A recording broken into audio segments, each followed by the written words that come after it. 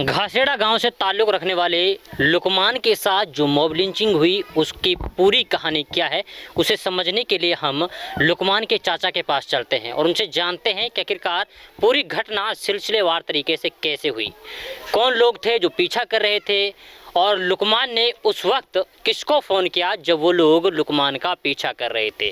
पीछा भी कोई 1-2 किलोमीटर नहीं बल्कि 8 से 10 किलोमीटर तक उनका पीछा किया गया। अब आप अंदाज़ा लगाइए कि 8 से 10 किलोमीटर का अगर रेस होती है तो उसमें कितना टाइम लगता होगा। इस बीच किन किन लोगों से बातें हुई, कैसे लुकमान बादशाहपुर पहुंचे और गुरुग्राम में यानी साइबर सिटी में पहुंचे जुम्मा मस्जिद के पास में, उनके साथ मार पिटाई हुई है। लेकिन उससे पहले की कहानी क्या है आइए वो जानते हैं। सौरभ जी, अच्छा ये बताइए कि जब लुकमान का पीछा कर रहे थे वो लोग जी, इस बीच उन लोगों ने आपको फ़ोन किया लुकमान ने या फिर किसी परिवार वालों के पास में? हमारे पेज तो उन्हें कराना है जी। अच्छा, ताहिर या घासेड़े से मीट ले मंगवावे जी। ताहिर नाम का रूपड़ा के का है ताहिर। अच्छा, उसकी मीट घासेड़े गांव से गुड़गांव में जाती है। अच्छा, हर रोज मंगाता है वो? हर रोज मंगाता है, जुम्मा मस्जिद पर जाती है। अच्छा, जो हमारा ये लड़का है भतीजा, ये यहाँ से 8 बजे लगभग उसकी मीट को ले जा। अच्छा, रोजाना ले जाता था? हाँ जी, रोजाना।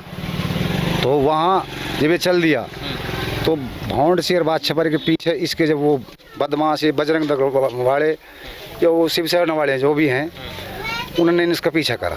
अच्छा, तो लुकमान ने सबसे पहले फ़ोन ताहिर को करा जिसकी वो मीट थी। अच्छा, गाड़ी चल रही थी, वो फ़ोन किया उसने? फ़ोन किया गाड़ी चलती चलती से। अच्छा, दौड़ाते हुए? आगे मेरे पीछे बदमाश लग गए हैं, बताओ मैं क्या करूं। ताहिर ने कही कि भाई इस गाड़ी को कैसे भी करके आप मस्जिद मार्केट में ले आओ। अच्छा, तो जैसे तैसे वो बच्चा अपनी गाड़ी को वहाँ मस्जिद के पे बादशाहपुर में वहाँ गुड़गांव जुम्मा मस्जिद, अच्छा, जुम्मा वहाँ पहुँच गया मीट मार्केट। तो वहाँ ये बदमाशों ये 4-5 मोटरसाइकिल पे बदमाश थे और इन्होंने लुकमान ने जैसे वहाँ गाड़ी रोकी तो ये उनके एकदम बराबर इन्होंने उसने शीशा लॉक कर लिया। शीशा लॉक करने के बाद में और उन्होंने फिर शीशा तोड़ा है, शीशा तोड़ के निकाला है। खूब इन्होंने बचाव की भाई जैसे वहाँ जुम्मा मस्जिद पे जो मीट दुकान वाले हैं वहाँ वो इकट्ठे हो गए तो किसी ने इसकी सहायता तो करी नहीं। वहाँ पे और मुस्लिम लोग थे या फिर आसपास के मोहल्ले के लोग थे वहाँ पे? हाँ, वहाँ मुस्लिम लोग थे, हमारे परिवार हमारी जो बिरादर के लोग हैं। हाँ।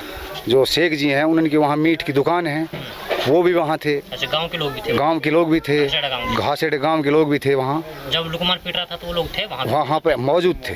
किसी ने नहीं बचाया? किसी ने बचाए नहीं। अच्छा, ताहिर को फ़ोन कर दिया था, ताहिर पहुँच गए थे वहाँ पर? ताहिर मौके पे मौजूद थे और ताहिर ने कोई नहीं बचाया। जब ये अपनी गाड़ी को वहाँ मीट मार्केट में इसने खड़ी कर दिया जा रहा वहाँ, तो ताहिर जब वहाँ ये लड़के पीट रहे थे, हमारे बच्चे को पीट रहे थे वो बदमाश, तब भी इसने कोई हलफ नहीं करी। अच्छा, ताहिर मौके पर मौजूद था, देख रहा था सारा मंजर देख रहा था। और वहाँ से फिर इसकी मार पिटाई करके और फिर वापसी ये बादशाहपुर को लेकर आए हैं। बादशाहपुर मेरे पे फिर सलमू का छोरा है जी लियाकत। अच्छा, उसका कॉल आई है, मैं घासेड़े में था। अगर भाई जो तुम्हारा छोरा है लड़का लुकमान वो जान से मार दिया। अच्छा। मैंने कही जी कैसे क्या वाक़या हुआ? उनको उसके बजरंग दल वाले हैं जो शिवसेना वाले हैं, ये उनके पीछे करके और यहाँ उसको जान से मार दिया। उसके हथौड़े से टैंट फोड़ दी है और हाथ पैर तोड़ दिए हैं। तो मैंने कि भाई इसकी लाश को तो रोक लो। तो उन्होंने कही भाई हमको ये इसकी लाश भी नहीं दे रहे और ये ले जा रहे हैं। तो मैंने कि भाई इतनी तो नहीं, इसकी लाश तो मतलब रोको आप। इतने कहने पर उसने फ़ोन काट दिया। अच्छा, लियाकत नाम के। तो फिर हम यहाँ से गए हैं।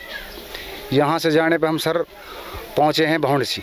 कितने लोग गए आप लोग यहाँ? हम यहाँ से गए हैं 6-7 जने जी। 7 लोग गाड़ी से।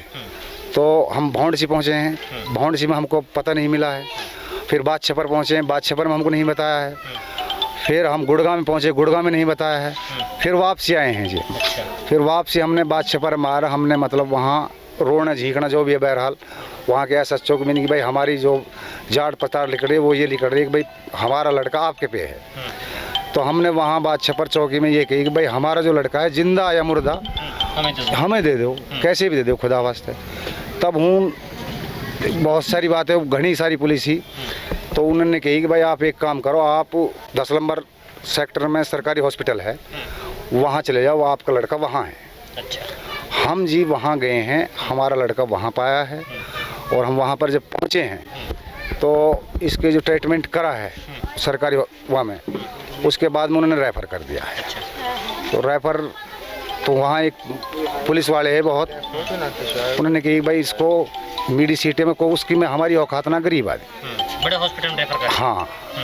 हमने अपना बच्चा फिर यहाँ सोने वरदान हॉस्पिटल में एडमिट करा है। वहाँ रक्षाबंधन पे ये जो टूटे पड़े हैं हाथ पैर, उन्होंने कही भाई हमारे पे इस हड्डी का इलाज नहीं है। अच्छा। उसके बाद में हम लल्लड़ पहुंचा दिया। लल्लड़। फिलहाल लल्लड़ में है। फिलहाल लल्लड़ में है। देखिए, लुकमान के चाचा थे जिनसे हमने बातें की और जानने की कोशिश की कि आखिरकार पूरा मामला क्या है, कैसे उनके साथ मार पिटाई की गई, कैसे 8 किलोमीटर की जो रेस रही उस बीच किन किन लोगों से बातें हुई है और कैसे कैसे बातें हुई। उसके बाद में फिर जब वो जुम्मा में वहाँ पहुँचे जुम्मा मस्जिद पर, उसके बाद में किस तरीके से गाड़ी से निकाला गया, किस तरीके से हथौड़े से पिटाई हुई, कैसे मारा गया, और आप वो सारी तस्वीरें देख भी चुके हैं। वो वीडियो पूरी तरीके से वायरल हुआ, सभी चैनल्स ने उसे चलाया है। उसमें साफ साफ देखा जा सकता है कि हथौड़ों के बल पर किस तरीके से लुकमान के ऊपर ताबड़तोड़ वार किए गए। खैर, स्थिति ऐसी हो गई कि उन्हें होश नहीं रहा, बेसुद्धी की हालत थी। इसके अलावा जब लुकमान के चाचा के पास फ़ोन आता है किसी शख्स का, तो वो साफ साफ ये कहते हैं कि बेहोश नहीं बल्कि मर चुके हैं, यानी कि दुनिया को छोड़कर जा चुके हैं। अब आप अंदाज़ा लगाइए कि ईद से एक दिन पहले का वाक़या है, यानी कि जब सारे के सारे लोग ईद की तैयारियों में जुटे हुए थे, सारे लोग सोच रहे थे कि ईद का जो त्यौहार है उसे बड़ी ही धूमधाम और खुशियों के साथ मनाया जाए। लेकिन जब ऐसी वारदात हो जाती है तो आप अंदाज़ा लगाइए कि उस परिवार, उस गांव वाले और उस पूरी की पूरी मेवात पर क्या गुजरी होगी। मैं लगातार सोशल मीडिया पर एक्टिव रहता हूं, मैंने देखा कि मेवात के न जाने कितने ही युवा ऐसे रहे होंगे जिनको ये जानकर बहुत ज़्यादा दुख हुआ कि लुकमान के साथ लिंचिंग हुई।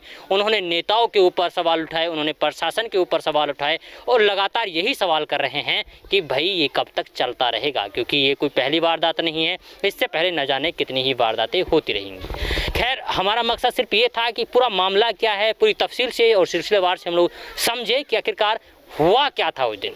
तो वो सारी चीज़ें आपने सुन ली होंगी और समझ ली होंगी। मैं सिर्फ आपसे यही अपील करूंगा, यही गुजारिश करूंगा कि आपको सावधान रहने की ज़रूरत है, क्योंकि माहौल कुछ ऐसा हो गया है कि कुछ पता नहीं है किसके ऊपर कब हमला हो जाए। ऐसे में सावधान रहिए, सतर्क रहिए, अपनी जान बचाने की हर संभव कोशिश करिए जितना हो सके। बाद की तो बाद में देखा जाए, उसके बाद सबसे पहले ये है कि जान बची तो लाख उपाय हो। खैर, आज के लिए बस इतना ही, फिर होगी मुलाकात एक नए प्रोग्राम के साथ। अगर ऐसे ही हर एक अपडेट से रूबरू होना चाहते हैं, हर वीडियोज पाना चाहते हैं, तो सब्सक्राइब कर लीजिएगा भारत टीवी को।